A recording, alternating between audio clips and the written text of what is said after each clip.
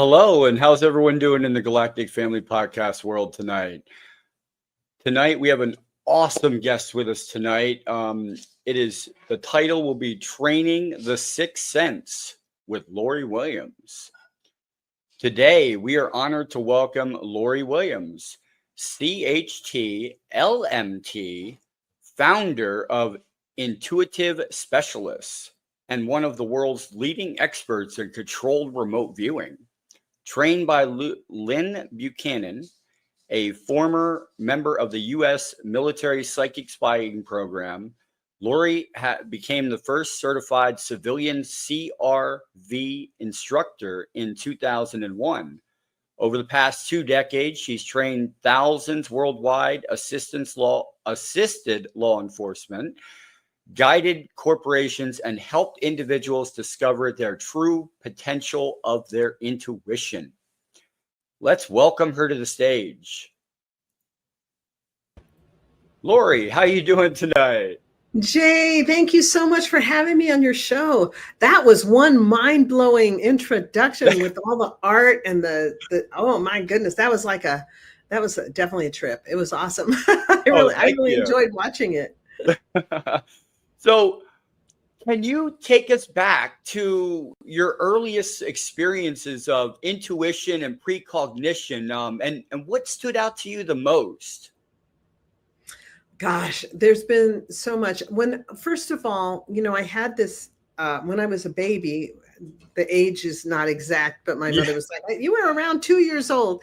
I had a near-death experience because I died, and they had to revive me. And they're still not sure what caused it. They thought maybe I was choking on something, or maybe I was having a febrile seizure or something. But long story short, I stopped breathing. I turned blue. My eyes were open and fixed and glassy, and I was definitely unconscious and not breathing. So they had to rush me to the hospital and do reviving and all this. And I came back. And thank goodness. But my earliest memories are of being in bed, really tiny, and just hearing this ethereal music in my head and having this sense of just being so loved, just knowing that I was really, really loved by the universe. And that was some of my earliest memories. And then I remember these beings that would come at night, and they would take me out of my body, and we would go flying, and we would be communicating telepathically, which at 3 years old, of course, I didn't know even what it was. So I remember trying to communicate to my mom, that we could talk with our minds. We didn't have to use our mouths. And I would ask them, "Are you God?" And they would, and I could sense that they felt amused by the question. There was like this general loving sense of amusement, and they would say, no, we're not. Okay. Then I'd be like, "Are you the devil?" And be like, "No, we're not the devil." And I was like, "Then you must be angels." And there was no response to the question of whether they were angels or not. So I was like, with a kid, no answer means yes. So I was like, "Oh, they're angels." So from then on, I had these visitors, and they would come, and interestingly, they didn't look like angels. They kind of looked like Keanu Reeves in The Matrix. They had these long, kind of dark coats and long dark hair and no wings. So I don't know to this day who they were, but they would take me to classrooms, and I would study with them. And then I have really early memories of seeing spirits and being able to hear thoughts and hear things I shouldn't have been able to hear. For example, I remember my grandfather called one time, and he wanted to tell my mother that he had just bought a new car. And so I could only hear my mom's side of the conversation. And so she's like, "Oh, hi, Dad." And she's talking to him. And then she said, "Oh, you bought a new car. What kind is it?" And then I heard my grandfather's voice in my head say, "It's a Toyota Corolla." But I didn't know anything about cars. I was a really little girl. I didn't know anything about cars. I don't know how old I was or when Toyota Corollas came out, but I do remember hearing him say, "It's a Toyota Corolla." And then when she got off the phone, she said, "My dad just bought a Toyota Corolla." And I thought, oh, so when I heard that, it was true. It was real. Wow. So those were some of my really early memories. And then when I hit adolescence, oh boy, all hell broke loose in the sense that the house, became like a haven for poltergeist activity. Oh, And wow. we just had one thing after another. It freaked my mom out really badly. And the parents of my friends were calling my parents and telling them she can't come spend the night here because stuff would happen. Just everywhere I went, stuff was happening. We were at Robin's house one night, spending the night, and Robin's parents forbade me to come over after this happened, but we had a seance in Robin's living room, and so they had me lay on the floor, and they all made a little circle around me, and we're asking, are there any spirits in the room or whatever? Yeah. And I just remember that I had this wonderful, relaxed feeling. At the time, I didn't know that was a trance state, but Okay. so easily go into this thing where I just felt like I was cocooned in love and just protected, and nothing could perturb my peace.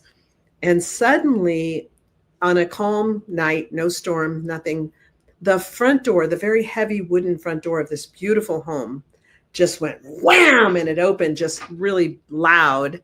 And all the girls screamed and ran to the opposite side of the room. And I didn't move. I was just like in this unperturbable state that was so beautiful. And after that is when a lot of the poltergeist activity happened, because whatever came in that night kind of stuck with me for a number of years.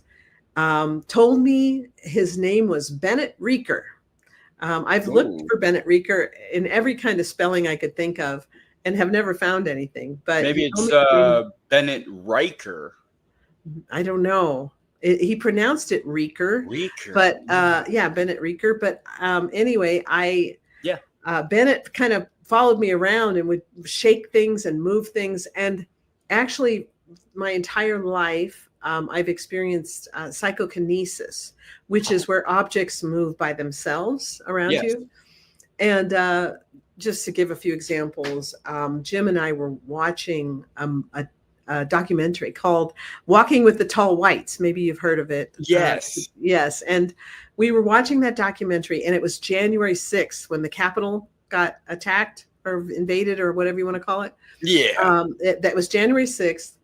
And the interesting thing is I was really good friends with a man named Mel Riley. Melvin C. Riley was the very first man that they chose to put in the applications unit when they started the remote viewing unit. Oh, wow.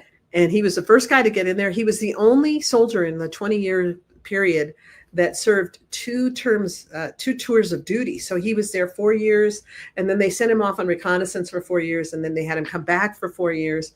So he was in there for 8 years altogether. Wow. And had the benefit of being there in the very beginning when it was kind of close your eyes and tell me what you see, versus after Ingo Swann was involved and created the written methodology that we now call controlled remote viewing. Mm-hmm. And controlled remote viewing, for your listeners that maybe don't know, is really a written methodology where you're sitting at a desk with paper and pen, and you're given a coordinate number. You go through a series of little written exercises in a way. We create a symbology that we call ideograms. Okay. Ideograms symbolize different overall concepts that we call gestalts. And we do this little process where we get the overall gestalts of whatever the target may be, whatever the intended thing that someone wants you to remote view is. It could be an activity, an event, a person, a place, an object, a solution, a process. It can be a lot of things. The target can be. So we start out with this methodology, and we go through this little process of writing things on certain places on the paper. And that's what controlled remote viewing is. There's other types of remote viewing also, extended remote viewing and associative remote viewing. So all of these things are designed to separate true psychic perceptions or intuitive perceptions from mere imagination. Okay. That's the goal, of controlled remote viewing.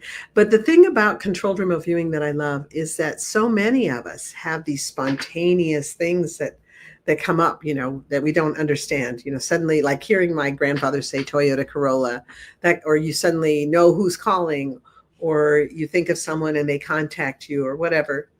everybody has that kind of stuff on a regular basis usually, but we can't do it on demand normally. Yeah. And if you think about it, if you could obtain information from anywhere in all of time and space, how would that affect your finances or your career or your relationships? Just overall, how would that affect your life? When you think about it, it's pretty powerful. It's pretty wild because you could shape everything of your life with that if you could just pull it from wherever you need to. Exactly. Wow. And so I had one time in the very early days when I put an ad out, for this free masterclass that I still have on my website, by the way, at intuitivespecialist.com. I have this, it's a literal class. I didn't want to create, like a sales pitch. This is a literal 4-part class that takes you from the beginning to the end of an actual remote viewing session. So you can do it yourself, because I really want people to hear about this and to experience it without having to spend any money. And my thought was, well, if you see somebody do something amazing, you think, no, they're a great musician, a great magician, or they're magic or whatever. But if you do it yourself, you're not fooling yourself, right? So you go, wow, I can't believe I just did that. Yeah. So that's what I was looking for, was for people to have that experience of, I can't believe I just did that. Did I really just do that? So it's really cool. I put this free class out on my website. And why was I talking about the free class? Sorry, I have really bad ADHD. Oh, no, you're fine. I was going to ask, can you tell us about your first meeting with Lyn Buchanan and, what the mentorship was like with that? For sure. Yeah. I was attending a conference on refugee post-traumatic stress disorder. And it was in Denver, Colorado. And the first day of the conference, this man gave several presentations that I found just really engrossing. I was fascinated. And they introduced him as Colonel somebody or other. And I thought, that's really weird, because I had never met a colonel in my life until 3 days before that. I met a colonel, the first colonel I had ever met. And then 3 days later, I meet another colonel. I was like, what are the chances of meeting 2 colonels in 1 week? And that night when I went to sleep, I dreamt that I was talking to the colonel at the conference on post-traumatic stress disorder. Excuse me. And I asked him, and I was just talking to him about this other colonel. And I guess I was asking if he knew him or something. Anyway, the next morning I get to the conference early, and he arrived early, and we're both standing there waiting to go in. And he's kind of glances at me, and we're total strangers. And I just said, I had a dream about you last night. And he's like, oh, you did? What did you dream? And I said, well, I dreamt about this other colonel. I told him about the whole thing. And then he said, well, what branch of the military was this other colonel in? And I said, I don't know. I think he was in military intelligence. And he said, oh, interesting. I was in military intelligence. And right then, a new book that had just come out that was on the new arrivals shelf at the bookstore just flashed in my mind. And I just blurted out and said, have you heard of that new book? And he's like, what new book? And I said, I don't know. It's turquoise and black and has something to do with psychics in the military. He goes, are you talking about Psychic Warrior by David Morehouse? I said, yes, that's the book. He said, I can't believe you're asking me about that, because I'm a major character in that book, because I was the psychologist in charge of vetting the soldiers before they could go into the program. Oh, and wow. I did that for 20 years. Wow. And the program had just gotten declassified. This was 1996. So then he starts like bombarding me with all these questions. And I was kind of like, kind of backing away, because I was thinking, oh no, what's going to happen?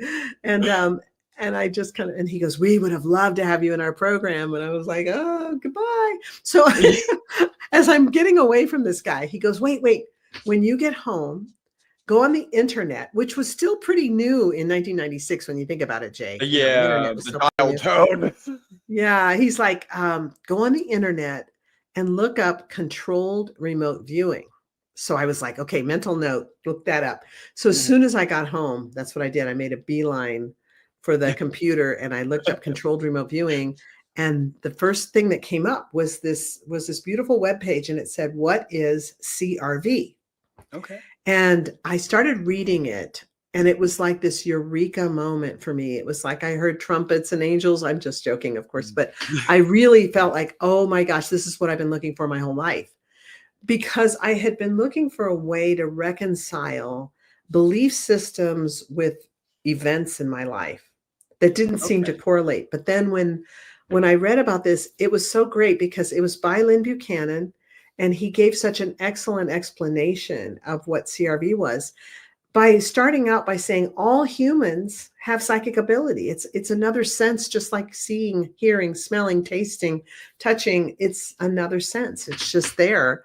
And that, of course, our culture poo-poos it and, everything else. But it's such an important sense when you think about it. It's what's kept us alive as a species. I mean, police have to have a really well-honed sense of intuition because they have to sense when they're getting close to danger, right? So many police have a well-developed sense of intuition. We know that a lot of traumatized people have developed really keen psychic abilities because they were walking on eggshells and had to kind of anticipate trauma or abuse before it happened, right? So they would know how to handle it, especially people who had alcoholic parents and things like that, right? Yeah. So anyway, so I just thought, wow, that is really cool. I thought that was just so cool. And I just wanted to, so I wrote Lyn a letter, just very cautiously, I guess you could say. I was like, I just wanted to know if he, if he thought maybe I could do this. Was my goal, was to ask him, do you think I could maybe do this? And he was so kind, and he wrote this beautiful response to me that was so sweet. And I found myself having to travel within 40 miles of his house just 2 weeks later, and I got stuck over the weekend. I couldn't get home. So and so I with a lot, because you weren't supposed to contact people you met on the internet. They could be murderers. So I did reach out to him, and he sounded so grandfatherly. It's funny to me now because I'm getting close to 70 now, but at the time I was in my 30s, and he sounded really old to me on the phone, like really grandfatherly. And I think he was 56 at the time, which to me seems young, but then I thought, oh man, he's really old. And he said, well, come, why don't you, if you'd like, you could come visit my wife and I tomorrow. We should be home from church at whatever time. And I'm thinking, he doesn't sound really like a murderer, Yeah. So I ended up saying, okay, I said to myself, if I can get a rental car for $24.99 for tomorrow morning, I'll know I'm supposed to do this, because I was really afraid. And I called the Hertz, and they said, well, we've got a car for $24.99. And I was like, oh, okay, yay, that's great. So I ended up going to Lyn's house, and he and his wife were so kind. And his wife didn't say much. She was a very quiet person. She's passed away now, but she was so quiet. She didn't say 2 words, I don't think, the whole time. But Lyn and I talked for 5 hours. I can't believe I stayed that long. Nowadays, I'd be like, Lori, don't overstay your welcome. But back then I was oblivious, and I just was oh my God, I was just couldn't let go. So he was so kind, and we had this wonderful conversation.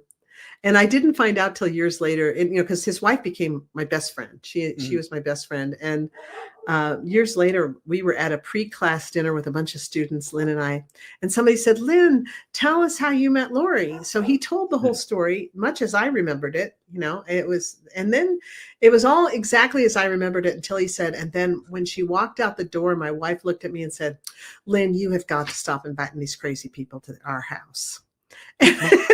So I said, what? Why did you think I was crazy? And he said, because we both thought you were like 25. He said, we thought you were in your 20s, and you were telling us you had 7 children and a grandbaby. And we thought, this poor girl and her imaginary family. But I really did have 7 kids and a grandbaby. And I was actually 39 at the time, but I became a grandma at 37. Wow. So I married at 18. A year later, I had my first baby when I was 19 and 3 weeks old. And then she married at 18, and she's still married, and she's turning 50 next year. And she's still happily married to the guy she married when she was 18. and they had 2 boys together. So when she had her first boy, I was 37. And so I was a very young grandma.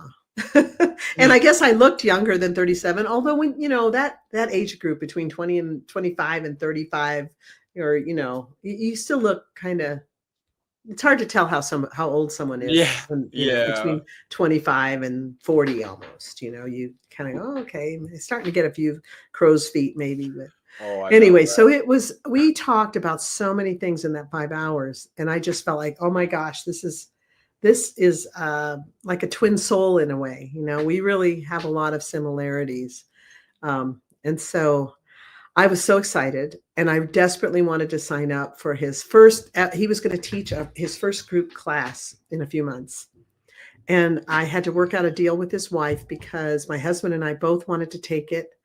And we didn't have 2 nickels to rub together. We were raising all these children, supporting all these people. And I think at that time, I might have been the only one working. And so I remember, I think I was bringing home $1,500 a month back then, and we were supporting a ton of people. So I was paying everything. Every time I could gather a little bit of money, I would send it to Lyn's wife and say, here, put this towards the class. And the class actually in 1996 was more expensive than I currently charge for my class. Oh, wow. Back then, I actually paid more than I charge people now. But it was so important. I knew this was it. I just had this, this is it for me. So when I took that first class, my mind was so blown that I was just like, oh my God, and the only thing I could think of was, what happens when this guy dies? Is all this knowledge going to disappear? That was really my thought, So he drove us to the airport, and I said, Lyn, what's going to happen to this when you die? Because to me, he might have had one foot on a banana peel and the other foot in the grave, And so, because I thought he was so old, and that cracks me up now. He's 86 now, but he was 56 back then. And I was like, okay, what's going to happen? And he said, well, somebody's going to have to take the baton, somebody's going to have to carry this on. And I was like, let it be me, and, with my ADHD, I don't know how he had the faith that I could ever really learn this, but oh my gosh, I was like, they say, if you're going to find a mentor, your intention should be to be that mentor's best student. Yeah. That and just follow so closely. So that was my goal, was to just, oops, my nose is running, excuse me. My goal was to just be, just an avid student. So I went to every class that he taught. I drove 6 hours one way and 6 hours back. I was also running a refugee resettlement program that kept me busy 24/7. Plus we had all these children. And so I was just crazy busy. So when people say I'm too busy for that, I'm like, nobody was as busy as I was back then. Nobody's ever that busy, but I would drive every weekend so that I could be at Lyn's classes and just study with him. And he said, if you really want to teach this, because after several years, I said, Lyn, I really, really want to teach this. And he said, well, if you want to teach my course, you're going to have to come to everything I do. And I did that for 2 years, like every other weekend, driving 6 hours there and 6 hours back. And then eventually he was like, okay, you're ready. You're ready to start teaching. So I started teaching in 2000. And I've been teaching ever since. And I think I probably teach more remote viewing classes than any other teacher on the planet that teaches remote viewing. I teach all the time. We have a mentoring club. So for the basic, intermediate, and advanced students, I'm mentoring all month long and going over their assignments and teaching them online. And then, last year we had a summit. We up until 2019, we had a summit every year where I would work with my top students for 5 days.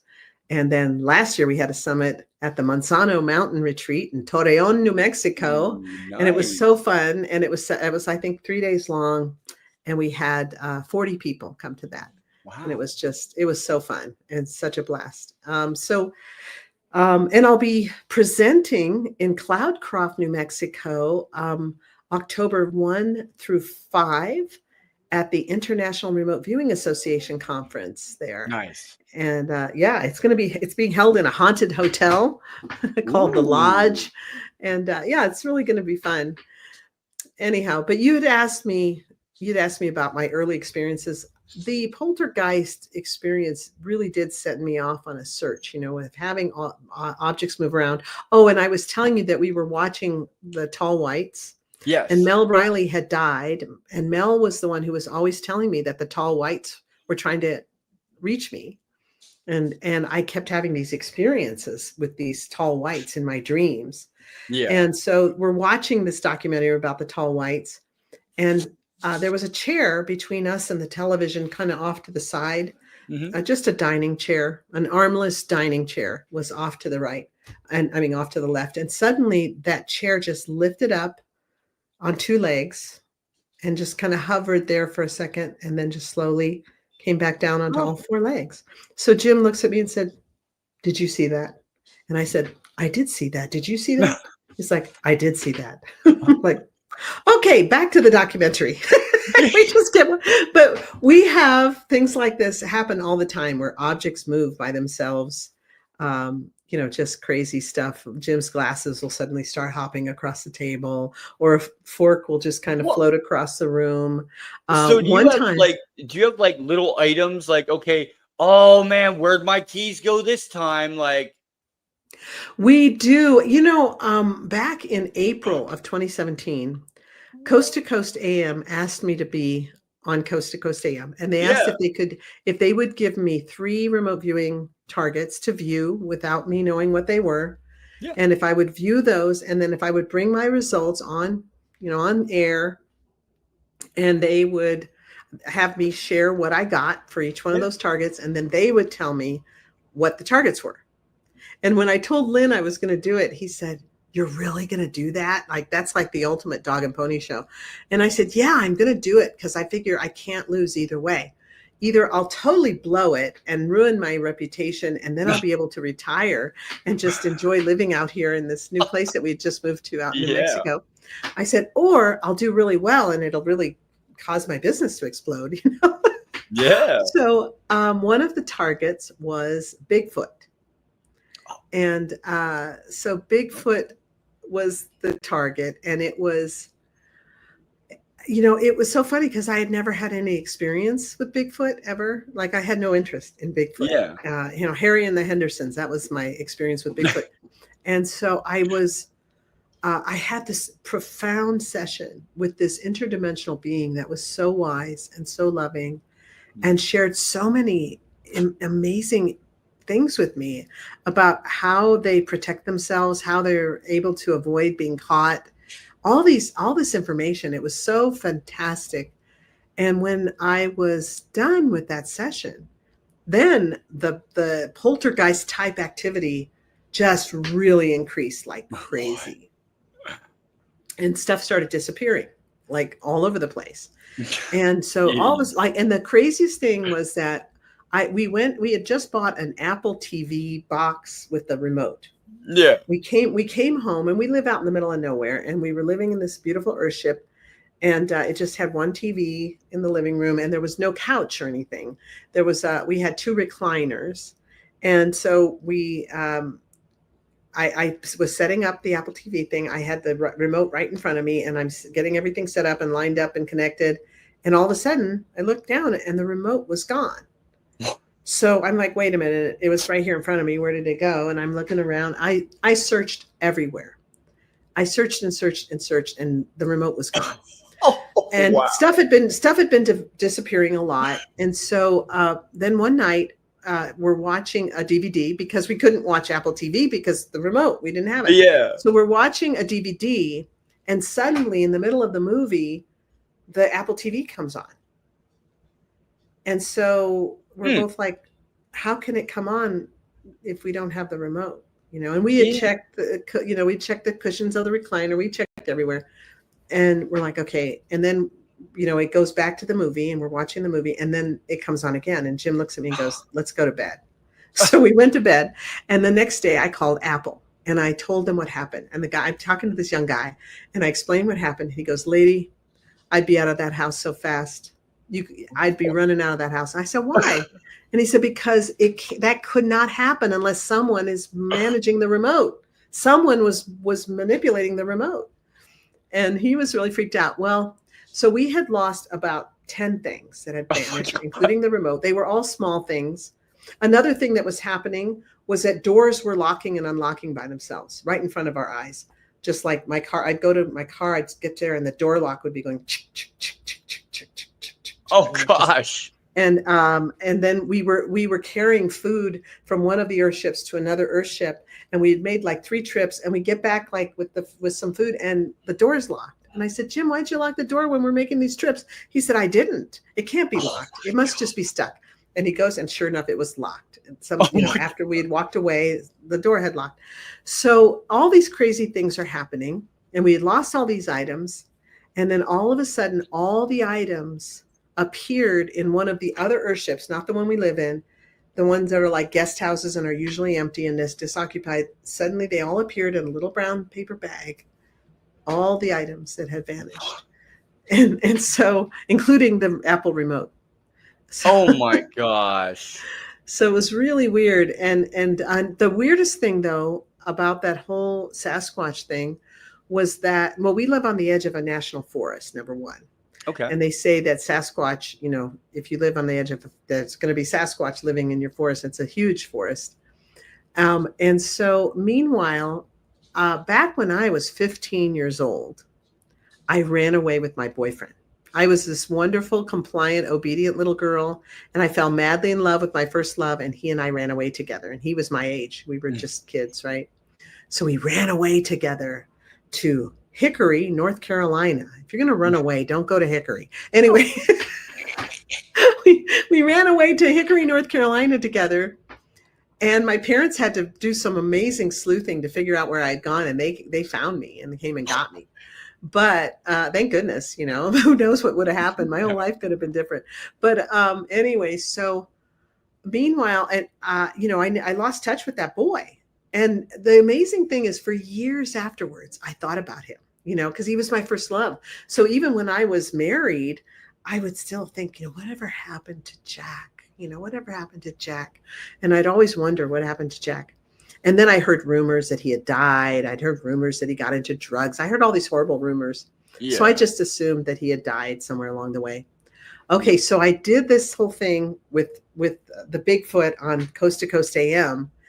And then about a week later, we're driving along. We're going to Albuquerque, which was about 90 minutes away. And Jim is driving. And I get a little notification on my phone because I was a moderator on this remote viewing group. Okay. And it says, and it has his name, and it says he wants to join your remote viewing group. And usually, there's 36 moderators, so I didn't have to be the one to get it, but I did.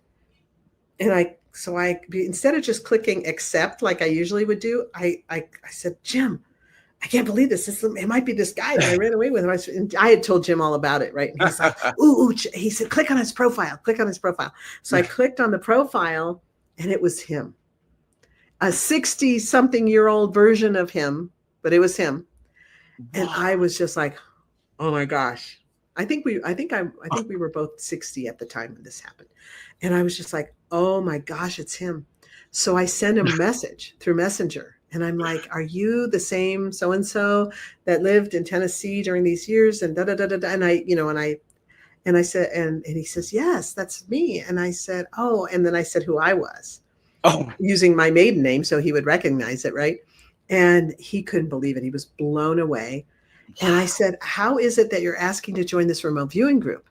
And he said, well, I have 13 acres in the mountains of Tennessee, and I have a family of Sasquatch that lives, Bigfoot that lives on my land and comes into my house and does all this stuff.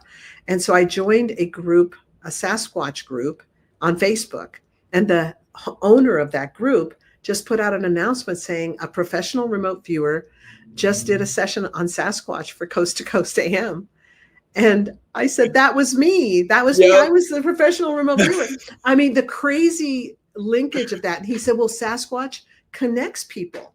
And he said, there was a woman in our group who, a little girl, lost a little pile of toys she was playing with. They were like little Matchbox cars or something, a little pile. And they just vanished right in front of her. And so she was like in Missouri or someplace, and he was in Tennessee, and he walks in his kitchen, and that little girl's toys were sitting on his kitchen table. Oh my God. They just manifested there. And that's the thing, is that Sasquatch, supposedly, according to what I learned in my session, Sasquatch is able to move through time, and move through space. And that's how he evades capture, because he can suddenly just be in a different time. I could be sitting here, and if I suddenly move myself 2 hours forward, I would vanish from your sight, but I would still be sitting in this spot. So that's what Sasquatch can do. He can move through time, and I suspect he can also move through space. And this guy had all kinds of phenomenon constantly happening in his house. And I was saying, well, we're having all kinds of weird phenomenon happening in our house now. And he said, yeah, it's because you connected with him, and you're on coast to coast for that session. You connected with Sasquatch. So Sasquatch is now part of your life, So for our listeners that are new to it, I know you went over a little bit about controlled viewing, but how does it differ from spontaneous intuition? Well, the difference is the control, Okay. right? So spontaneous stuff is like the tail wagging the dog. Suddenly it happens, and you're just like, whoa, I can't believe that just happened. I just had a vision that saved my life, or I just had a dream that came true, or I just suddenly had this intuition that Jane was going to call me, and she called me. Those kinds of things, they're just spontaneous. Okay. The difference is if I say, I'm kind of worried about this guy that my daughter's dating. I wonder if he could be a drug dealer. I'm going to ask Jay, such a great remote viewer, hey, Jay, could you do a session for me? And I'll do one for you. And Jay says, sure, Lori, what do you need? And I said, well, the target is a person. Describe the target. So Jay does a session. I give him some coordinates, and Jay does a session on this guy my daughter's dating to help me understand more about this person, and whether or not he's a good guy for her to be dating, or whether I need to do something to try to help save her. Right. All my kids are way grown and gone now, but but I think there's enough parents out there that can, determine that. So we used CRV a lot. We used we did use different types of remote viewing a lot, though, when we were raising our kids, so we could be aware of what they were doing and try to help them evade danger. Okay. So we were able to head off at the pass when one of my kids was going to try LSD. A group of her friends, they all agreed they were going to try it. The guy was going to go buy it the next day. And then we were able to say, what's going on? We know you're getting ready to try some drugs. Tell us what it is. What's going on? And she was like, oh, okay, I was going to do this and that, Or my son, when he was 16, he got an invitation from a young girl to come to her house that night at 2 a.m. To get lucky. And he was very eager to get lucky. So he had never been lucky up until that point. So he was super excited about that. And his bedroom was as far away from our bedroom as it could be. We were on the back of the second floor. He was on the bottom floor on the other end of the house. And all he had to do was open his window and climb out. He was on the ground and, scoot across the yard, and off he went. So he did that, and he got to the end of the driveway, and my husband was standing there saying, you go back in that house. You're not going to go make love to that girl. So he said to me, he said, Mom, it's so hard to have parents who are remote viewers, because I can't get away with anything. And we took turns. My husband, once the two of our boys had moved on, and gone, one of them joined the Coast Guard, one went to California on his way to go to China as a missionary. So my husband remote viewed him one day, and I was his monitor. So I took notes of what time it was and what he was saying. And he said, he's sitting in front of a computer and he looks really nervous. He keeps looking over his shoulder. So I sent that to him in an email. And when he got the email, it was like a week later, because he didn't own a computer at that time. He would have to go borrow a computer. And he read it and thought, oh, this is complete crap, because I don't even own a computer. But then he looked at the date and the time, and at that moment they were in a Kinko's, and he was sitting in front of a computer at Kinko's, and the owner of the Kinko's had donated an hour to them to create a newsletter. And the end of the hour was coming up, and he was nervously looking over his shoulder at the owner to see if he was going to come over and say, hey, your hour's up. And then I decided it was my turn. I was going to view, and I viewed my other son, who was in Cape Canaveral at the time. And I said, he's in a huge room with a really high ceilings and fluorescent lights with a whole bunch of men, and they're all carrying gigantic white boxes.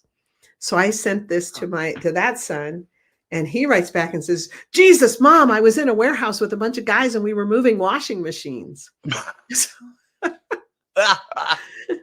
So they were pretty convinced that this definitely, this is the real deal. And this is the difference, though, between that and spontaneous intuition, is that you've got an idea in mind and you want to get information that's very specific so that you can help, in your life. So you can look at, I have a class, in fact, that's coming up in November. It's called Beyond Advanced CRV for Professional Viewers. Okay. Because my goal when I was starting my school, Jay, my goal was to have a school that was so complete that anybody could walk in off the street as a rank beginner and walk out a professional world-class remote viewer. Okay. And start their own business or work for other companies or whatever. So we have the free class, which gives you a great start. I also am working on my third book, because I want to create a series that has the whole series in book form. Because as a teacher, I know that we have hands-on learners, we have visual learners, we have auditory learners.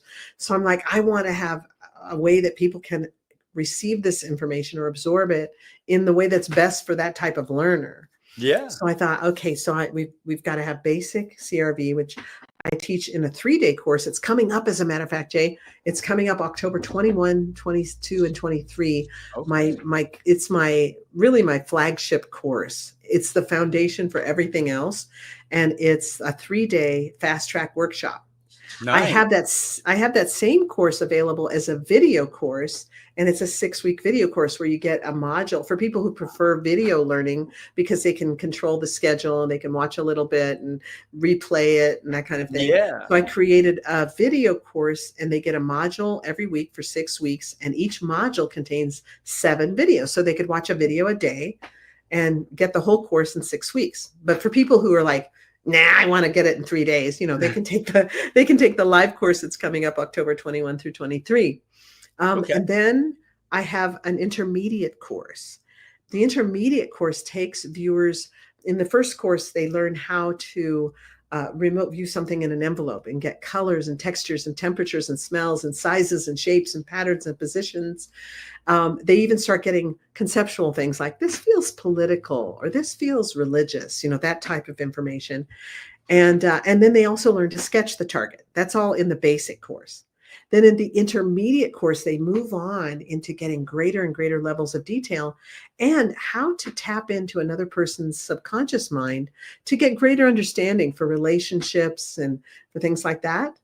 And that's really handy when you're working criminal cases too. You can tap in and kind of understand people's motives and things like that.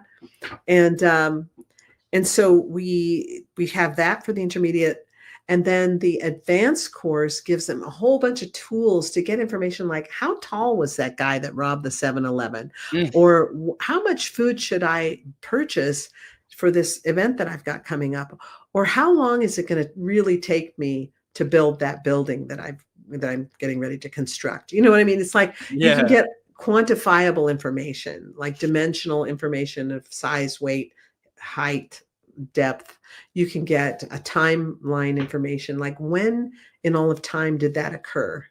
When was the date that happened? Or when is the optimum time that this guy should propose to his girlfriend, or whatever. You can get all this great information. And then we have a course, CRV for professional viewers. It's called the Beyond Advanced course that I have coming up in November. Okay. And I think it's November 19th through 21. And that course is the course that teaches you corporate tools that you can use working for corporations. If you want to be a professional remote viewer working for corporations, it teaches you how to do graphing, psychic graphing. It teaches you how to do all kinds of really amazing dowsing. And it teaches you, it also teaches extended remote viewing and how to deal with esoteric targets, which I bet a bunch of your audience is going to be interested in.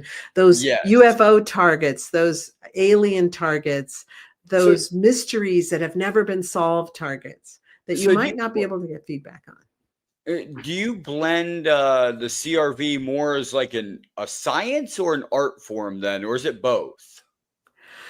I think it's both, but Okay. in the beginning, it feels for most new viewers, it's a step-by-step process, and it can feel almost mechanical.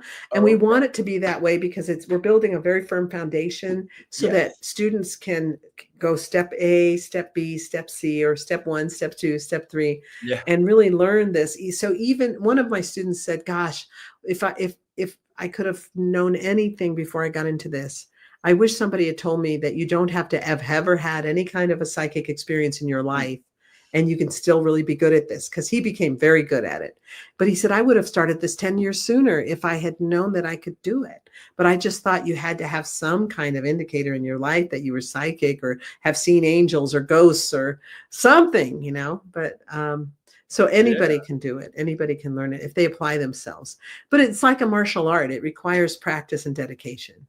Yes. Yes, it does. And so that's actually my next question, because this is I do a lot of meditation and meditation as far as like the CE5 hemisync tapes.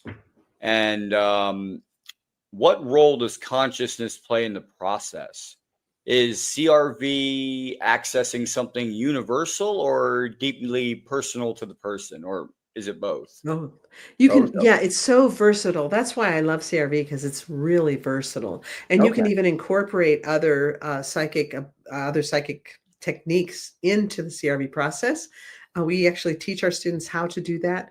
But you can get information from anywhere in all of time and space. And it depends on everyone's belief system. We always encourage people, you've got your own belief system. You don't have to listen to what I tell you, right? Yeah. The but the way we kind of look at it is that the subconscious mind is the psychic Mhm. part of you, and it's plugged in almost to like a great big cosmic database in the sky that has all the information that ever was, ever is, and ever will be. Okay.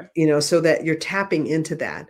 And you could call it universal mind, you could call it cosmic consciousness, whatever you want to call it. We're plugged into that. Yeah, I think some people Some call it the Akashic records. Right. Some people call it the Akashic records. I have students who really, I mean, they have all kinds of Akashic tools they use, and they Wow. call it tapping into the Akashic records. Okay. Other people, who maybe have a Christian background would say, well, I'm connecting to my angels, my guides, I'm connecting to Jesus or God.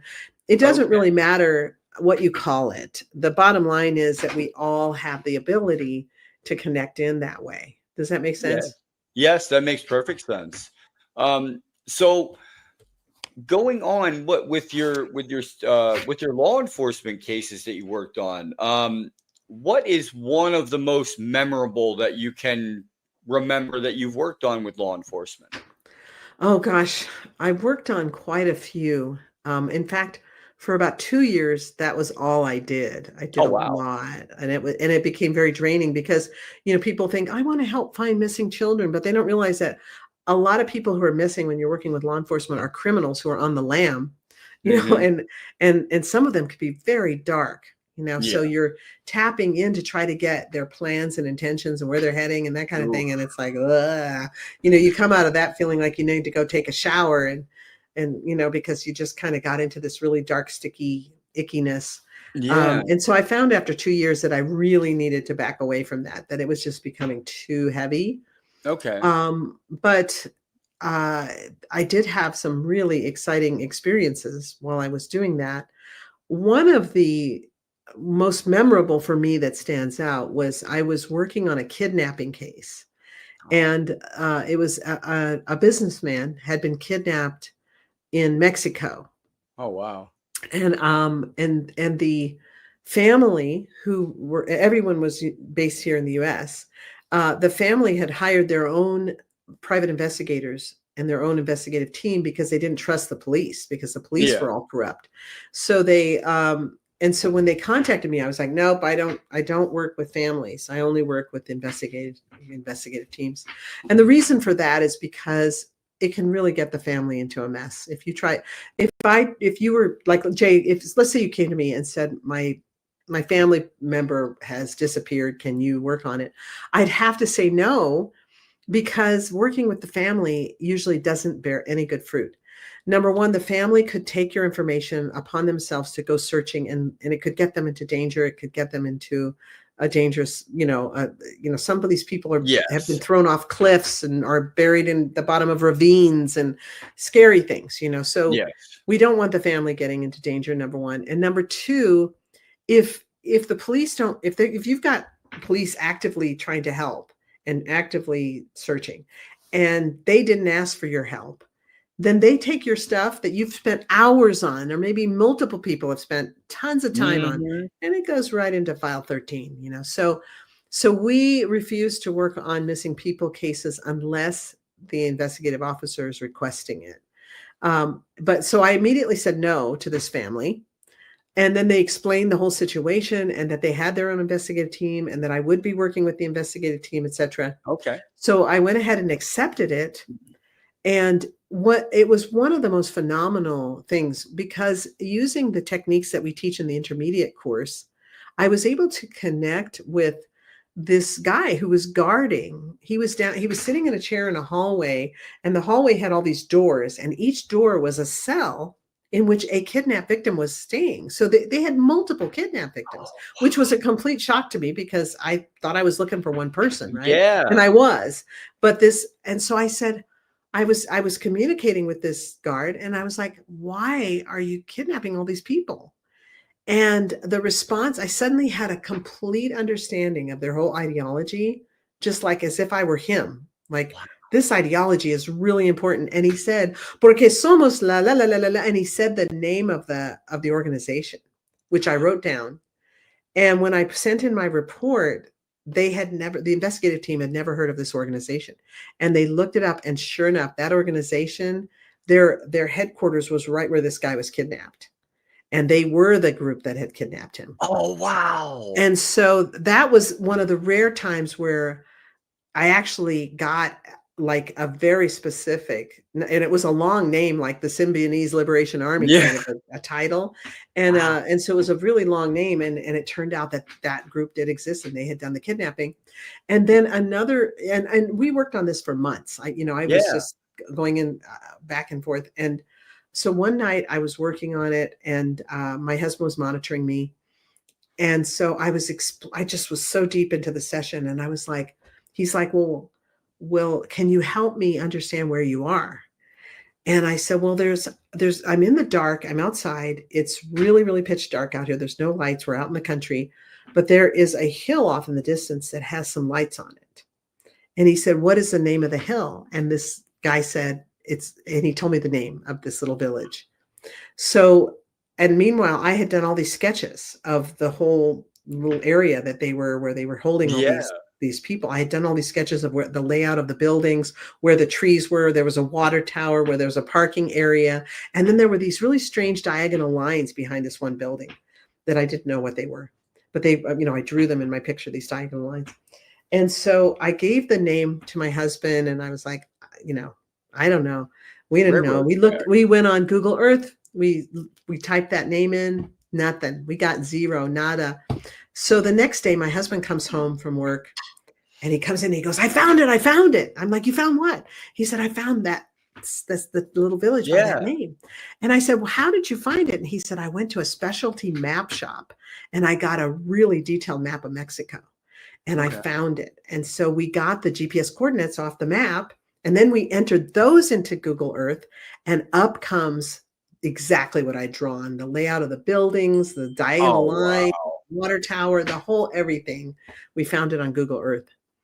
And that we think now that there must have been, that among the investigative team that this family hired, that there was a double, like somebody playing both sides of the table, because every time we would give them the coordinates and tell them where to go, they'd get there. They even found the driver's license of the victim at one of the places we told them to go. And they had gotten out of there like within like maybe 10 minutes before they arrived. And they actually found the guy's driver's license. So, it was really, it was a fascinating thing, to work on. And just so many, there've been so many cases of. Can we use CRV reliably for exploring archaeological sites or discoveries? Yes, For sure. Yes, it's so Okay. great for archaeology. It is so amazing. We put together a team of 14 remote viewers to work on a site that was located in the ocean, Oh, 200 wow. square miles of ocean. Cool. And this archaeologist had been looking in this area for 40 years of his life, looking for some artifacts that he believed were there, but he could never find them. And I Okay. said, "Well, have you ever worked with remote viewers?" And he said, "Oh yeah, I've worked with remote viewers before." Well, we assembled this team, and long story short, with tons of man hours involved and a beautiful what was ended up being a book with diagrams and maps and locations and GPS coordinates and sketches and descriptions of what he would find. I sent that to him. He calls me up and his voice was shaking and he said, "I've never worked with remote viewers. I've worked with psychics. It's not the same thing." And he was so amazed with the report we sent him. He was so impressed.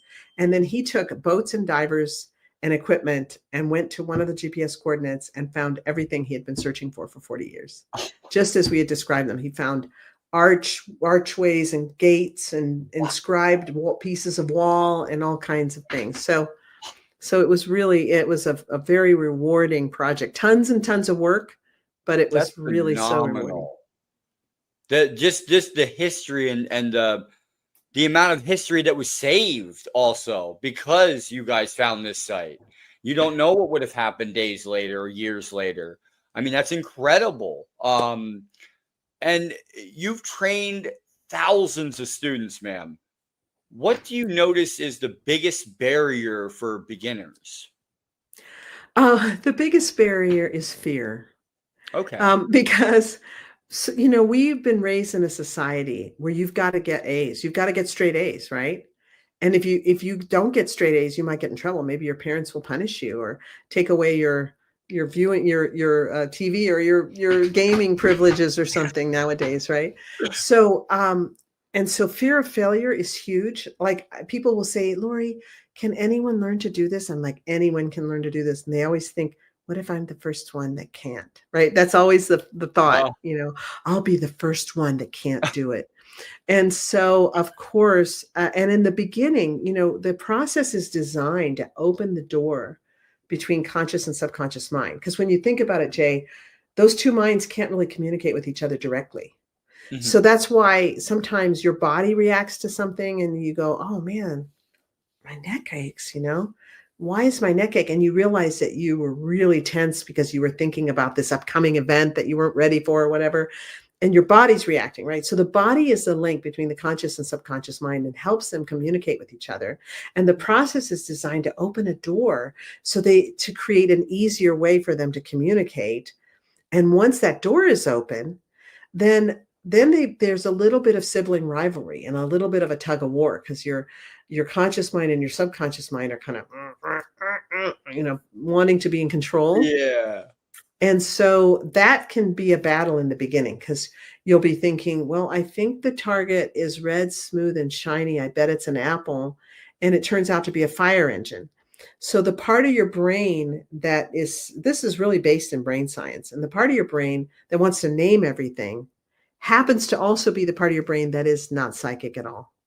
and and the part of your brain that is psychic can only describe.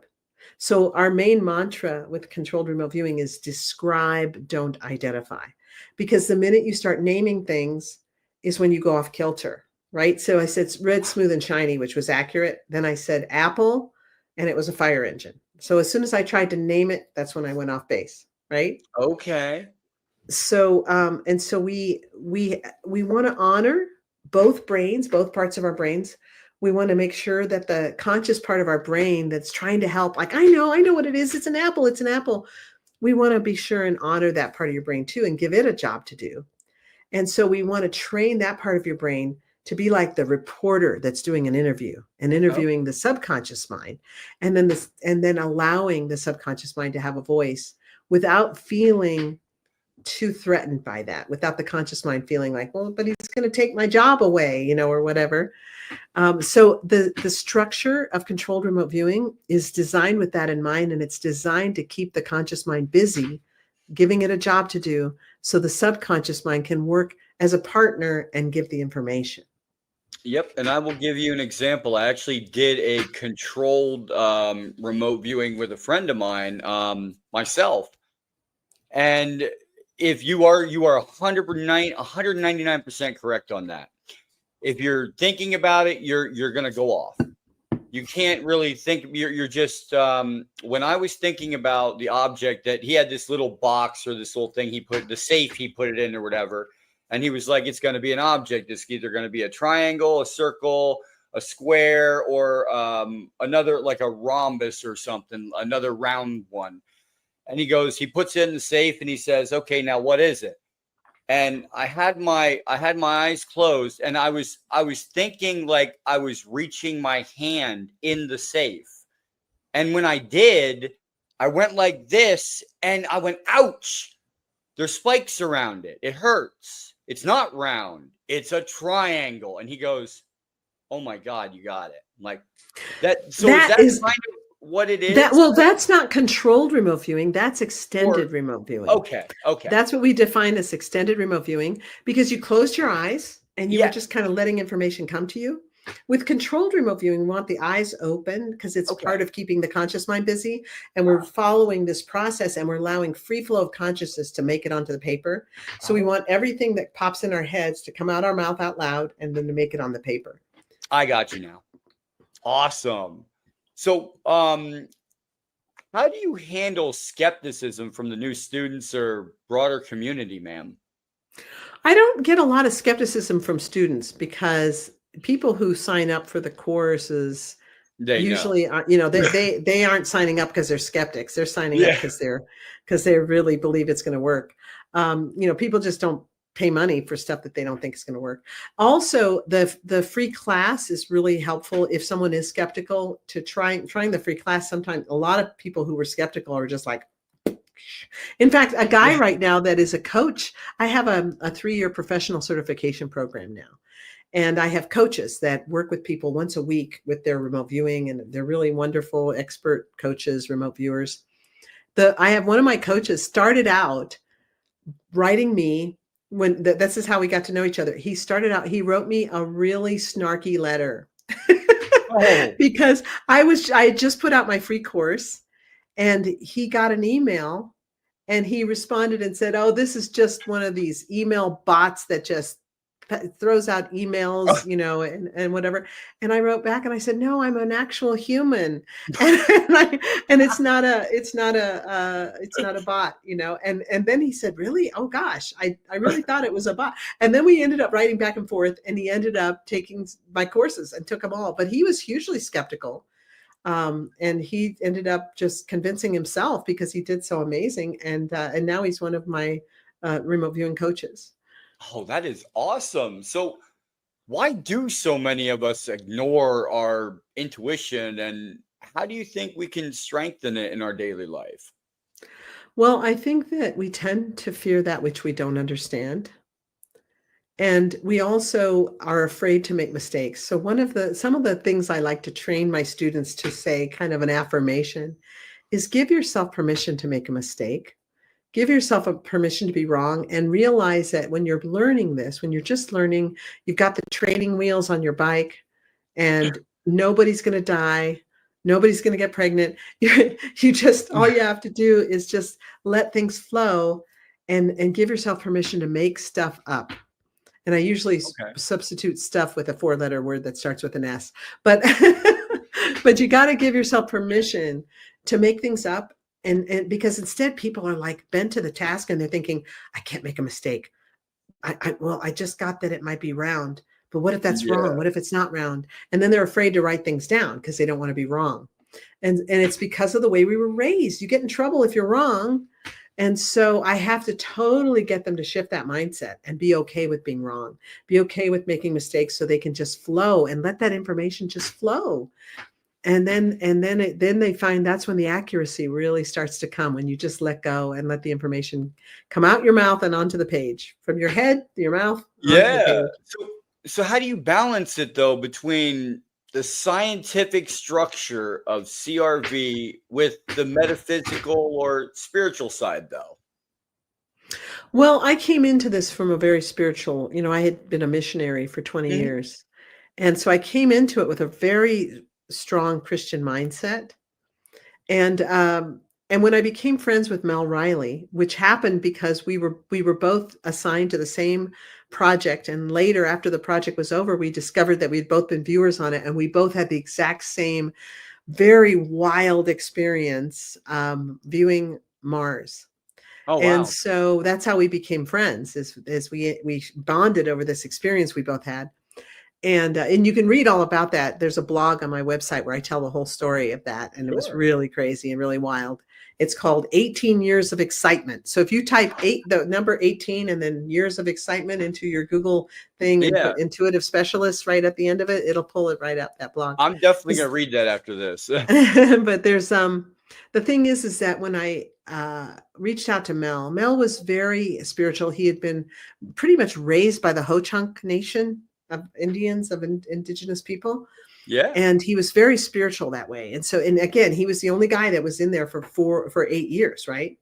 And he said one thing, he watched so many people come and go in that military unit, and he said one thing I noticed was that if people came in atheist, they never left atheist.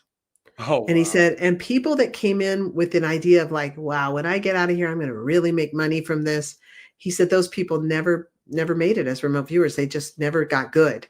He said, but Okay. the people who really were wanting to understand like the deep soul spiritual aspects of how this relates were the people who really became world-class remote viewers.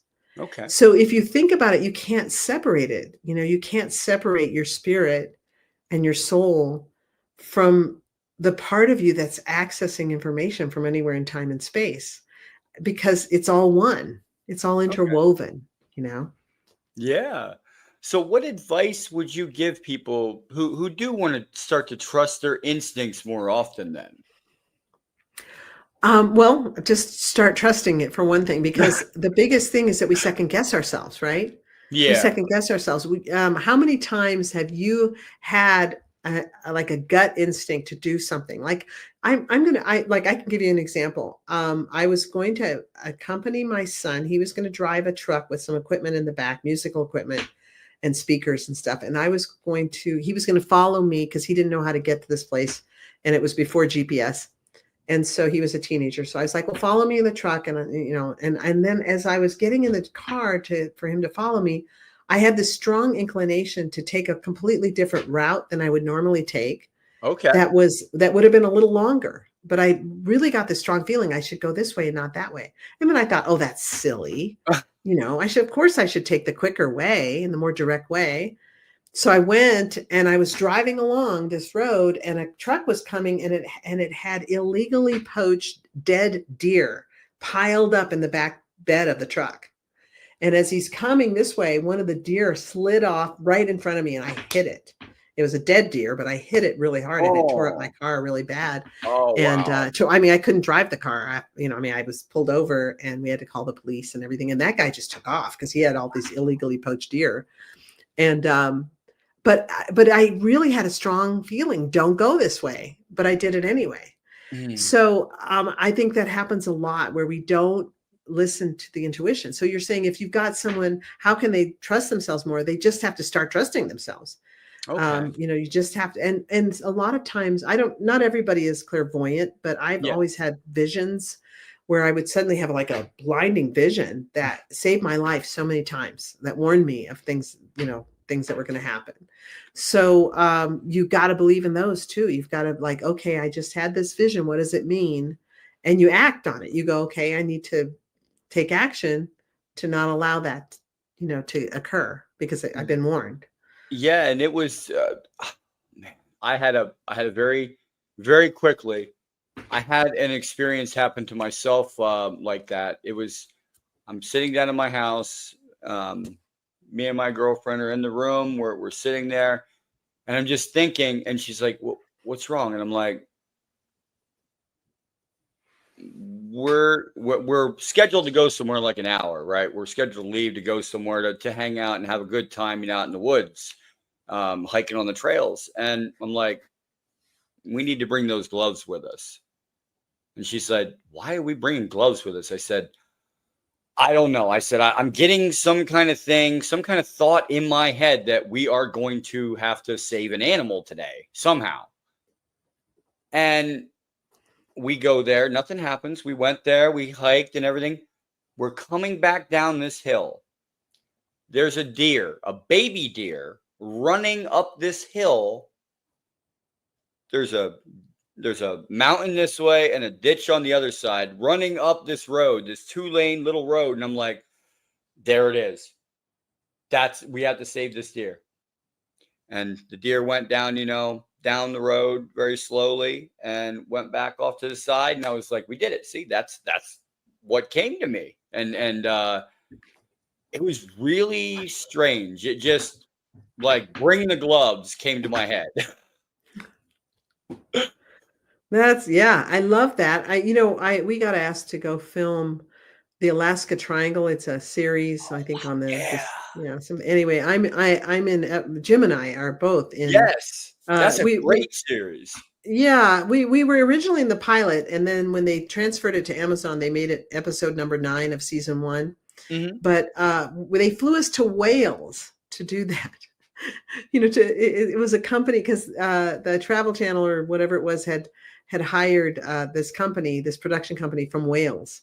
Yeah. So they flew us to Wales, and as I was leaving my house to go to the airport, and they asked me, what do you need? We'll have everything you need right there. And I was like, well, I need a table. I need a stack of paper that's completely with no lines on it, just like typing paper, whatever. And I need black gel pens. And so as we're leaving the house, my inner voice said, grab your pens. You're going to need them. So I grabbed my remote viewing pens and I put them in my suitcase. And then when I got there, they didn't have gel pens for me. They had thick black Sharpies. I was supposed to remote view with Sharpies. I was like, oh my gosh, I'm so glad I brought my pens, because I would not have been able to use Sharpies. Oh, wow. So okay. Anyways. It was the voice. Yeah. I love that, and one time I was visiting my parents. I went to take a nap, and just as I laid down, I had this vision of my parents' house in flames. So I leapt out of bed and ran out of the room. And as I was running down the hall past the bathroom, I saw a towel that was hanging over a wall heater that was bursting into flames right then. And I ran in and I grabbed it and stuffed it in the sink and poured water on it and put it out. But that was, it was just this bizarre little piece of spontaneous intuition. Just information that came to you and was like, act. So with what ethical considerations come with doing CRV professionally, especially like when the stakes are really high? I mean, do you, like you said, is it like you work with the police and the law enforcement, right? That's why you don't work with individual people, because you don't want to get, like you said, you don't want their families to be involved. So you'll work with law enforcement. So is it like, is that kind of your rule, like that keeps you ethically bound? You know what I mean? Your thing. Ethics is a slippery slope. Years and years ago, like 2004, mm-hmm. we tried to set up a professional organization that could vet remote viewers, and you would have to show a certain level of skill to even get into the organization. There'd have to be certain hurdles to get through to get in. And so we set it all up, and we were kind of running different people through it to see how can this work. Yeah. And we had this big meeting, and people came from Europe and everything to come to this meeting so that we could discuss how to set up like a code of ethics and all the groundwork, for this organization. And it was the ethics where we got tripped up, and we couldn't continue because nobody could agree on what are ethics? What should the ethics be?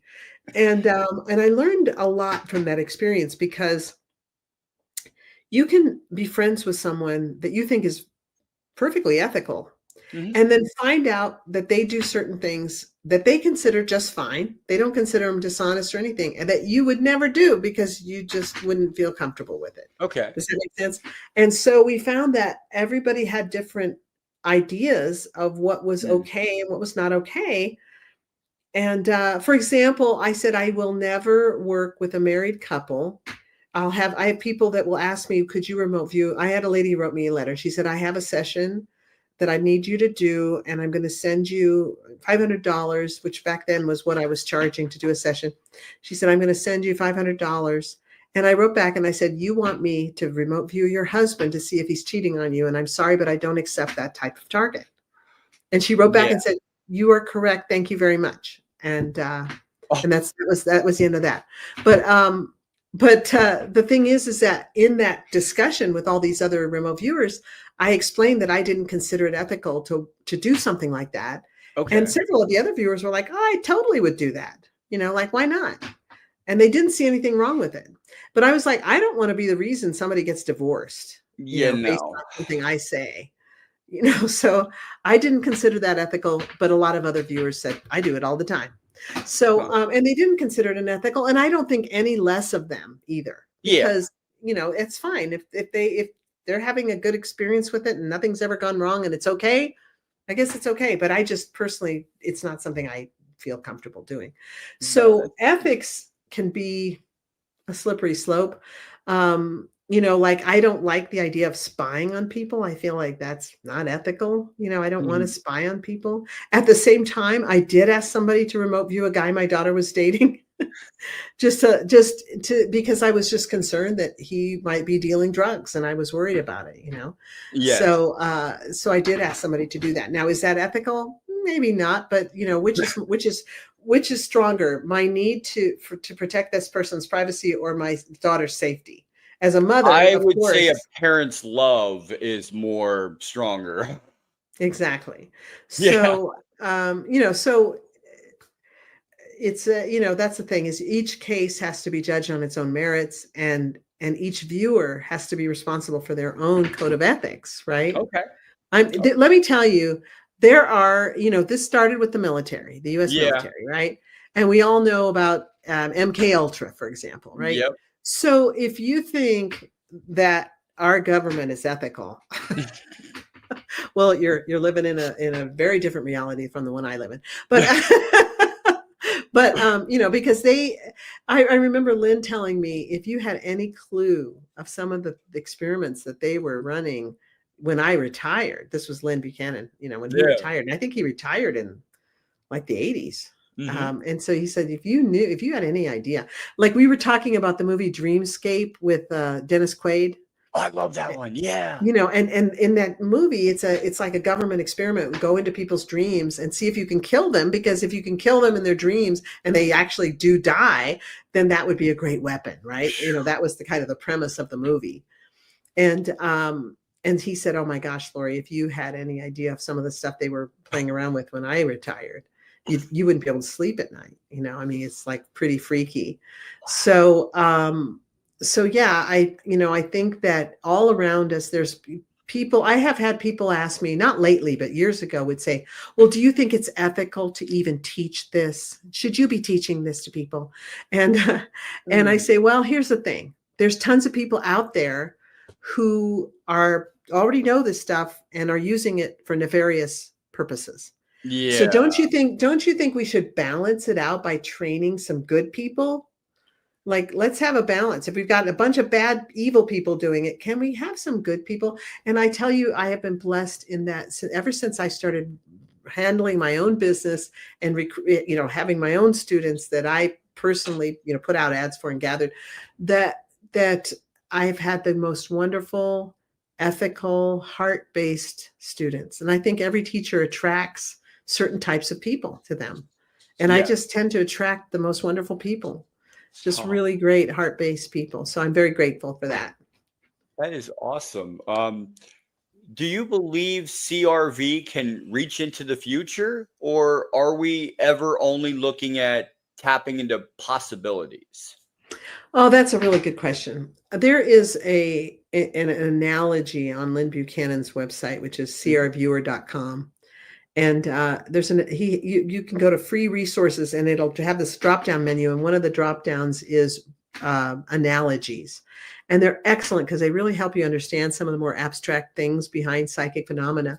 And one of them is a little analogy about, imagine that you are a frog on a rock in a pond of time. And as you look across the pond of time, you see another rock, and it has a juicy looking bug that would make a great dinner.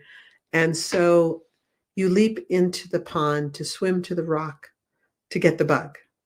Mhm. But as soon as you leap into the pond, it creates a wake, and the wake reaches the rock before you do, and it scares the bug away. Oh, And then yeah. you get to the rock, and the bug is gone, but the rock is still there. The meaning behind the analogy is that there are certain things that are rocks in the pond of time, so that when you look into the future, you will see that rock there. And that rock is immovable and it will be there. But there are other things that are kind of like the bug that got away. So if you look at 9/11, from the time I was 3 years old, I was having nightmares about 9/11. And I had this recurring dream of these airliners Mm. crashing into these skyscrapers. And it was just this terrible nightmare that I would have over and over. And then I had the dream about 3 weeks before 9/11, and I dreamt that I was there.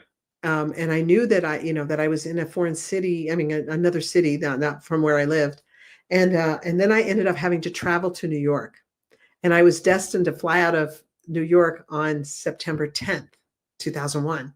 Oh, And there was a fire in the airport. There was a hurricane going by.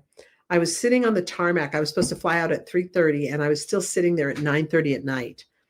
And I was sitting there on the tarmac looking at the Twin Towers and just like, okay, are we ever going to make it out? And my best friend called me on the phone and said, do you want me to come get you? Because we had been visiting my best friend. He said, do you want me to come get you? And you can just fly out tomorrow.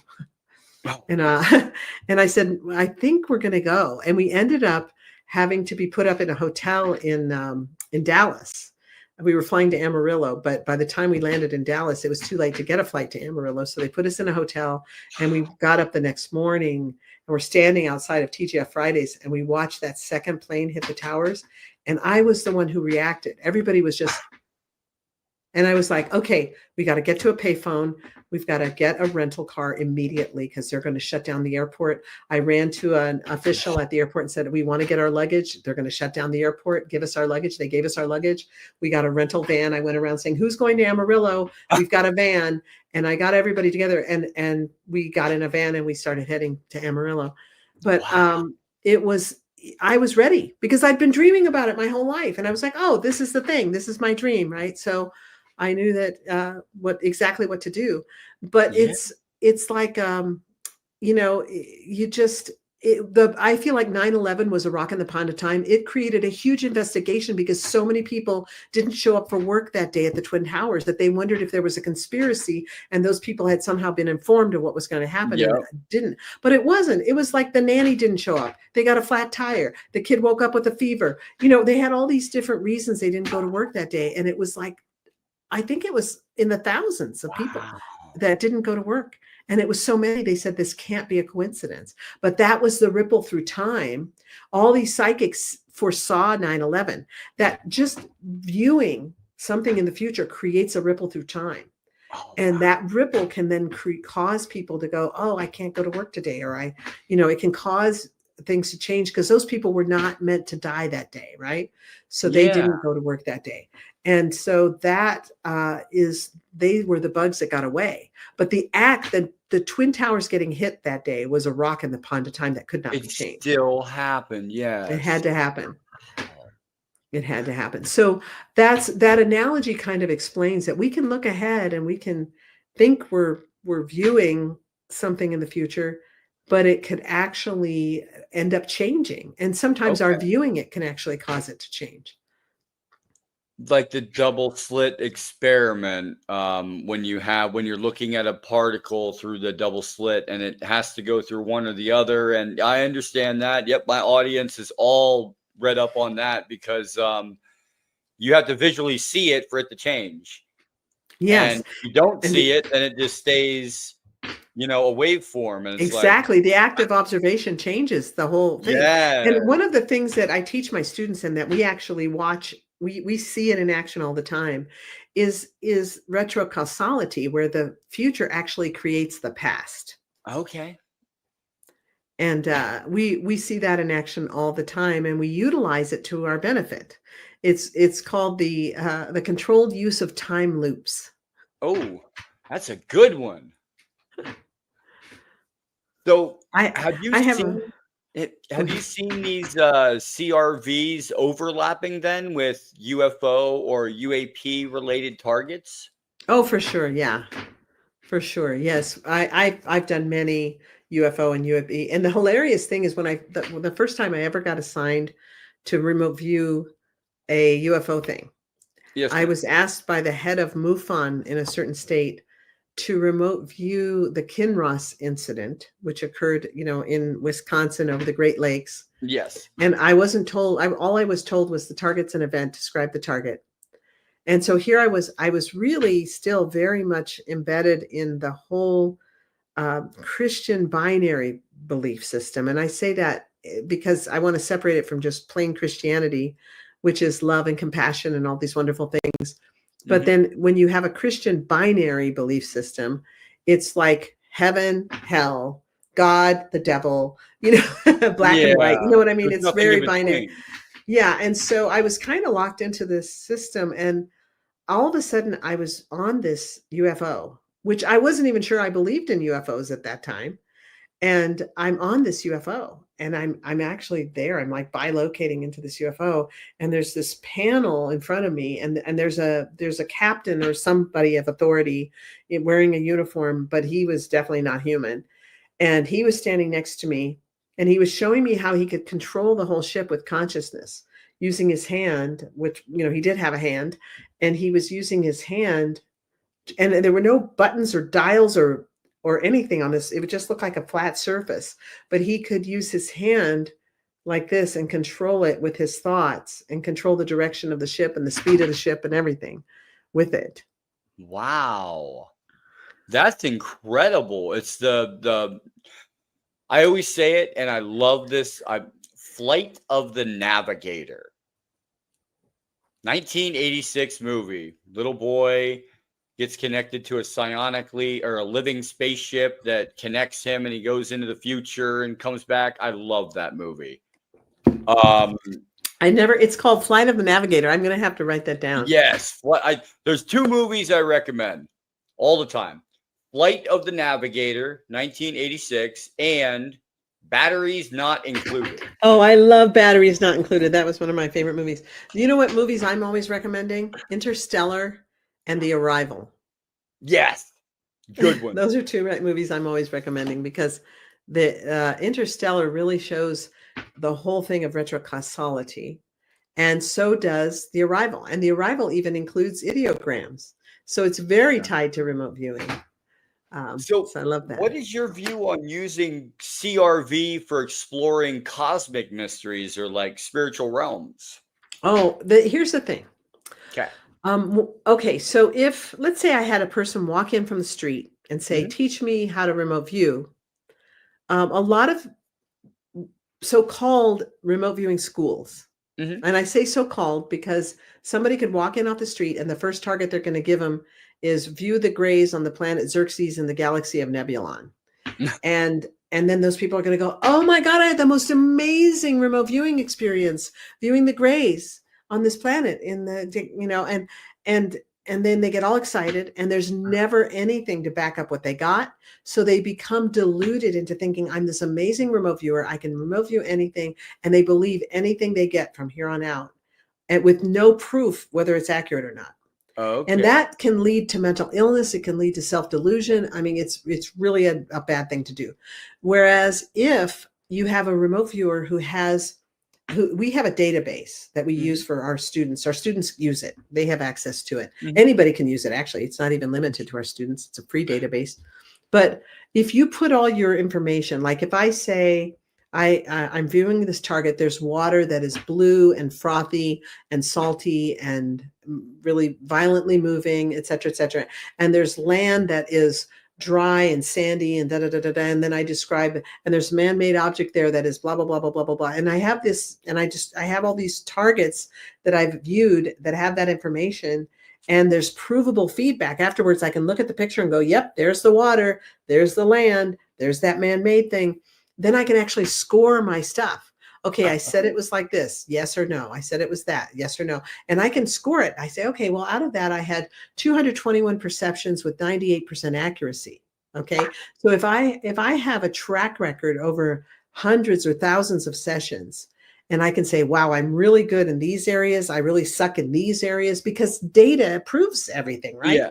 So now I have a track record. I have a proven track record. Now, if you ask me to view the grays on that planet in that galaxy, and I come back and I say, well, I viewed the grays and here's what I learned, then you can take a little more, you could maybe give that a little more credence, because you're working with somebody who has a proven track record. So let's say I have a viewer who has a 90% accuracy rate with colors over hundreds of sessions. And I ask them to view a planet that's way, we're never going to have feedback. Yeah. And they say, well, that planet is purple. Well, I'm Huh. going to go, well, I can put 90% of my belief into that, because that viewer has a 90% accuracy rate in colors. Okay. So And that's so the way that's you rate each one. exactly. So that's the thing, is that we feel like there's statistical analysis, and then there's what is it when you have a bunch of people that agree on something? Consensual analysis. Yeah. And so we had a situation with the Washington sniper many years ago. Remember, are you old enough to remember the Washington Yep. sniper? And so there were a bunch of viewers who viewed that. There was only one viewer that was Lyn Buchanan students, and the rest were all other people's students. Oh, wow. And so the only viewer of all the viewers that were viewing that, the only viewer that had information that was database was Lyn's student, because Lyn was a database manager in the unit, and he's really big into data.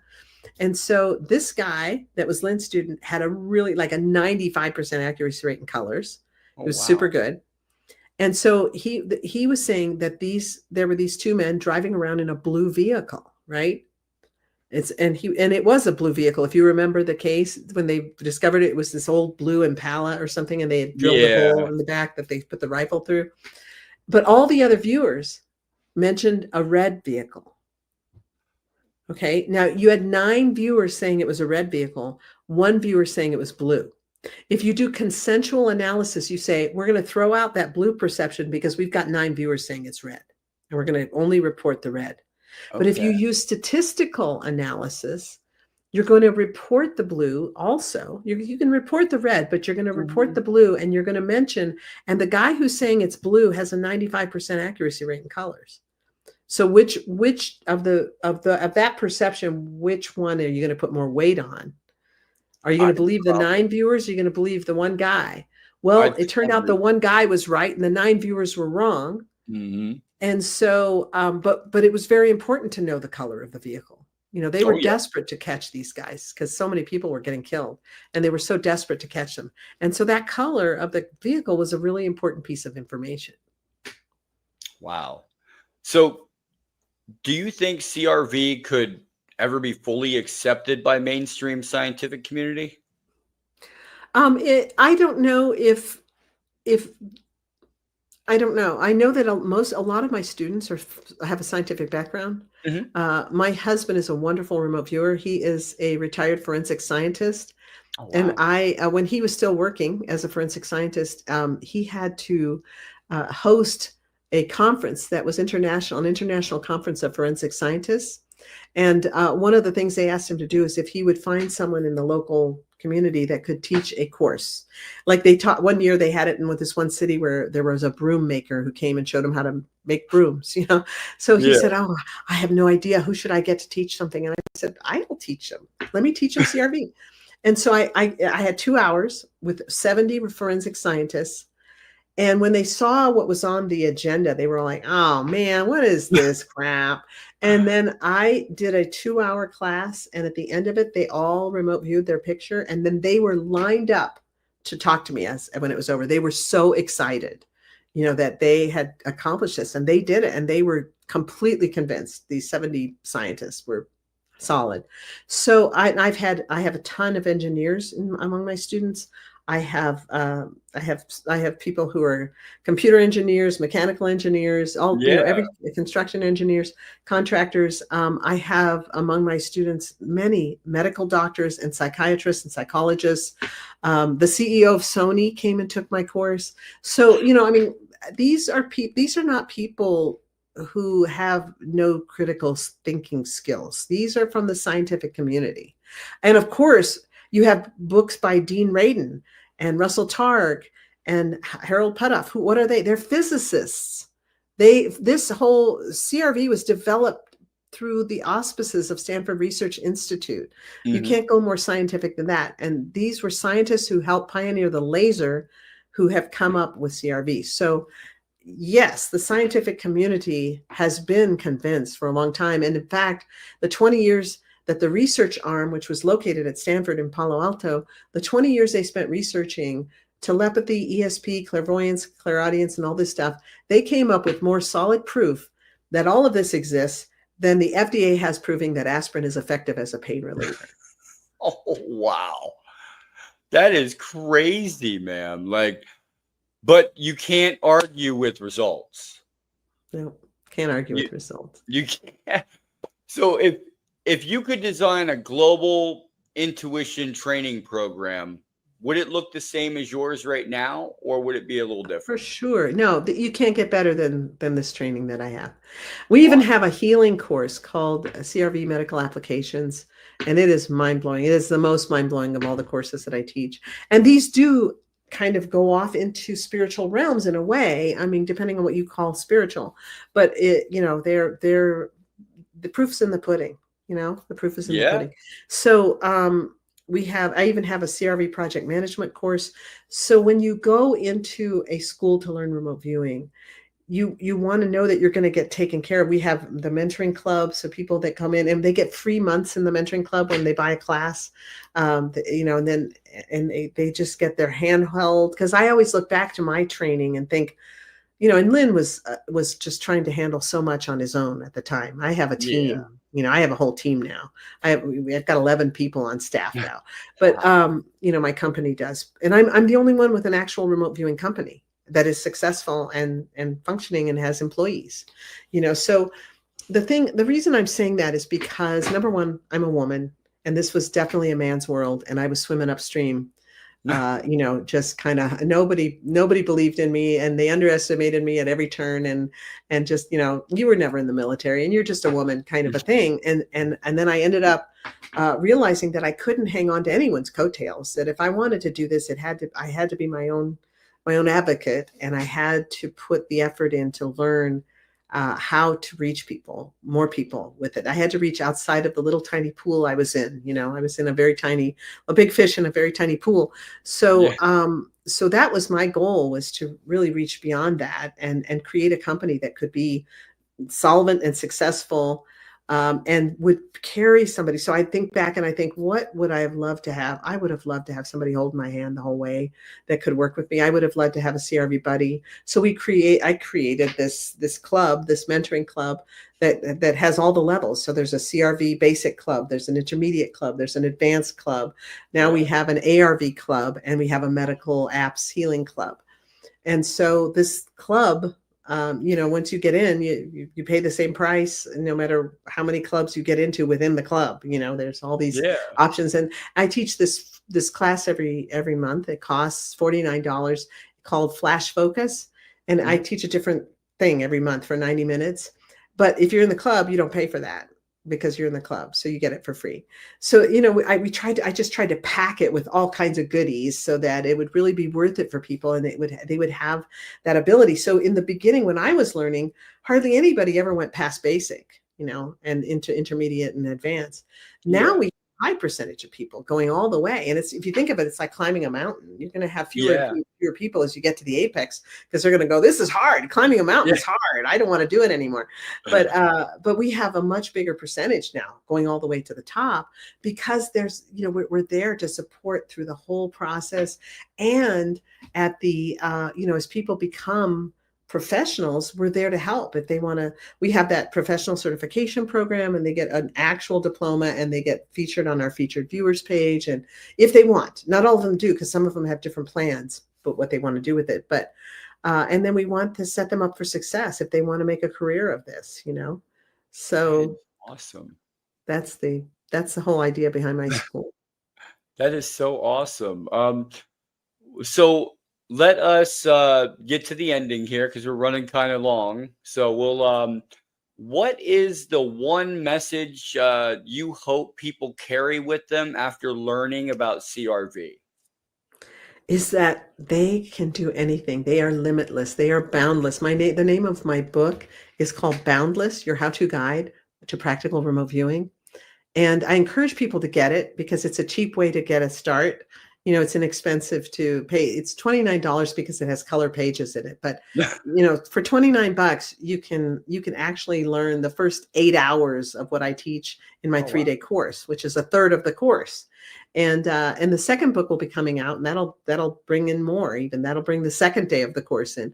So the thing is you have so much potential. You can do anything, and you are limitless. You are boundless, and our minds are far more further reaching and capable of so much more than we ever imagined. So I encourage you to give yourself a chance. Even just take the free course, which is on my website at intuitivespecialists.com. Just take that free course and find out what you can do. You're going to be amazed at your own abilities. And there's so many goodies in that free course. People are like, I'm using this part for this, and it's helping me so much. I get all kinds of letters all the time from people who just got a ton out of the free course, and it won't cost you a penny.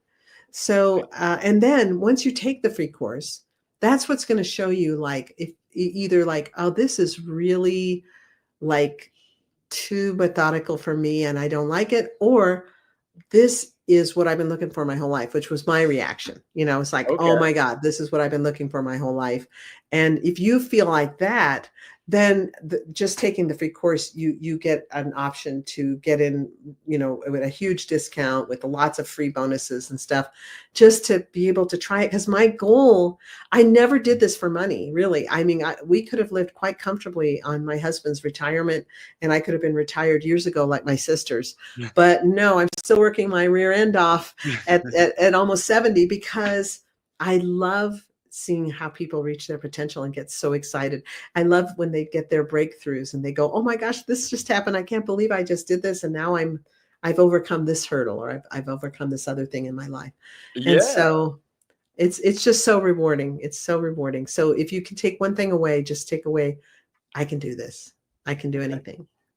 And we'll do the last question. Well, I'll kind of tie them together. So, best environment to remote view in silence, music, or nature? And do dogs sense when you're remote viewing? I don't know if dogs sense when I'm remote viewing. I have no idea. No, I have 2 dogs. I love them. I've always had dogs, and I absolutely love them.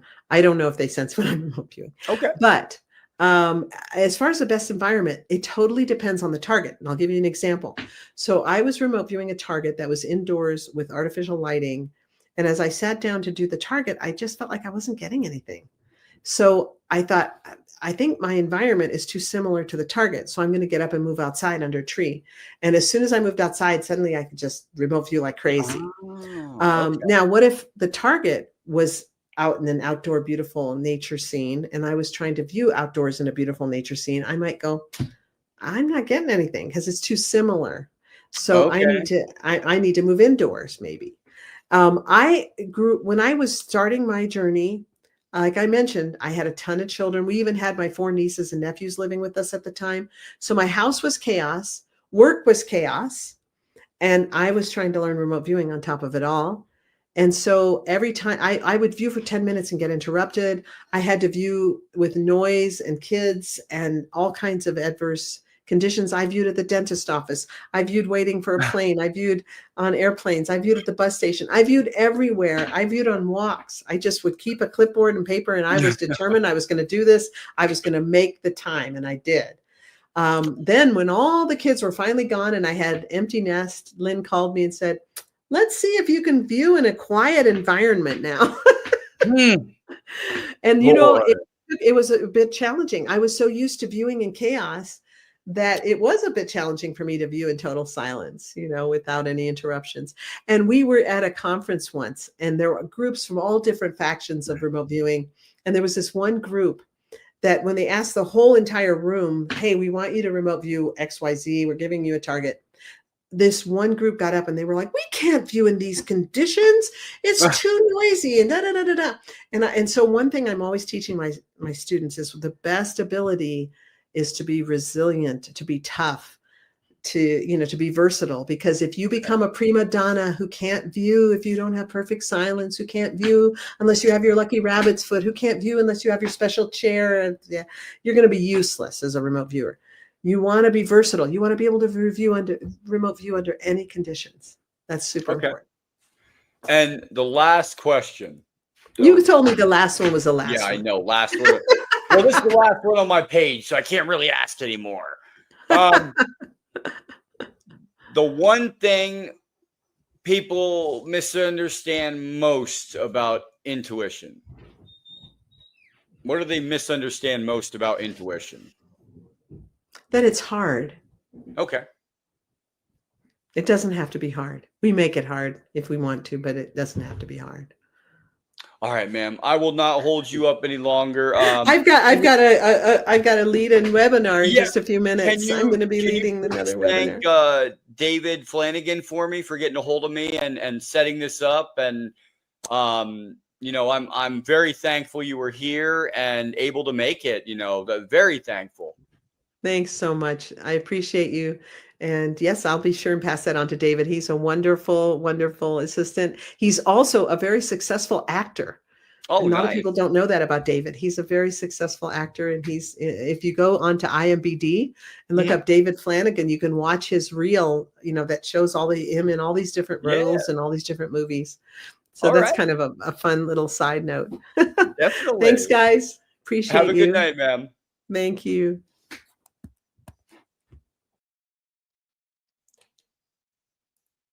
That was amazing. And I'm still trying to grasp what she was saying, all that. Wow.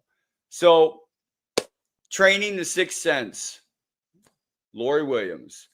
We're going to push out her information. If you guys want to learn about CRV or any of the programs that she has, we'll have them in the description. But other than that, Galactic family, have a great night. And we're here. We're making some noise and disclosure, and we're going to keep it going. Have a great night, Galactic family.